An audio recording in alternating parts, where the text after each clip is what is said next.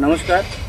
दक्षिण कोकणामध्ये मधुमक्षिका पालन म्हणजेच ॲपिस सेरेना इंडिका या मधमाशीची हाताळणी किंवा त्याचे संगोपन पाहिजे त्या प्रमाणामध्ये यशस्वी झालेले आपल्याला दिसून येत नाही. कारण या ठिकाणी अतिशय असलेला पावसाळ्यामध्ये पाऊस, त्यासोबतच इथं अतिशय असलेली आर्द्रता, ह्या दोन गोष्टींमुळे मधुमक्षिका पालन यशस्वी झालेले आपल्याला या ठिकाणी दिसून येत नाही. परंतु पावसाळ्यामध्ये जर आपण या मधमाशीसाठी साखरेचे द्रावण हे जर या मतपेटीमध्ये जर ठेवलं तर त्यावेळेस बाहेर कुठलाही फ्लोरा अवेलेबल नसते किंवा कुठलेही फुले अवेलेबल नसतात. त्यावेळेस जर आपण साखरेचं द्रावण ठेवलं तर ते त्या साखरेच्या द्रावणावरती मधमाशा चांगल्या प्रकारे त्यांची उपजीविका करतात. तसेच रस्त्याच्या कडेला असलेला तिरडा याची जर लागवड केली तरी मधमाशींना तिथे फ्लोरा किंवा फुले अवेलेबल होतात आणि उपलब्ध होतात आणि मधमाशी त्यांची उपजीविका चांगल्या प्रकारे करू शकतो.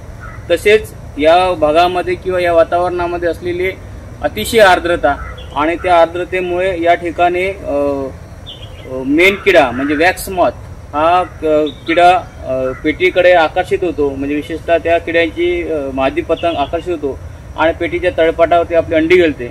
अंड्यातून निघालेली अळी आतमध्ये शिरकाव करून आतली जी पोळा आहे तर त्याच्यावरती जी उपद्रव करते की त्यांना उपद्रव करतं आणि त्यामुळे आपली वसाहत उद्ध्वस्त झाली आपल्याला दिसून येते. मग त्या किडीची व्यवस्थापन करण्यासाठी किंवा त्या मेणकिडीची व्यवस्थापन करण्यासाठी आपण एक दिवसाआड हे तळपाट जर स्वच्छ करत राहिलं तरी त्या मेणकिडीचा आपण चांगल्या प्रकारे त्याचा बंदोबस्त करू शकतो किंवा त्याचं व्यवस्थापन करू शकतो.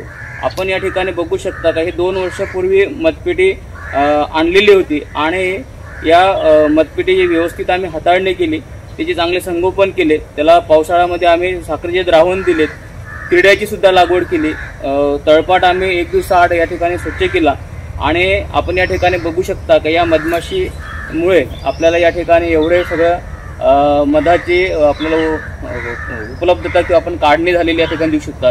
हे 3री काढणी आहे या पेटीमधून केलेले. साधारणतः याच्यात 5 किलोपर्यंत मध आपल्याला मिळू शकते. तरी दक्षिण कोकणामध्ये सुद्धा हे ॲपिस सेरेना इंडिका किंवा सातेरी मधमाशी यशस्वी होऊ शकते. धन्यवाद.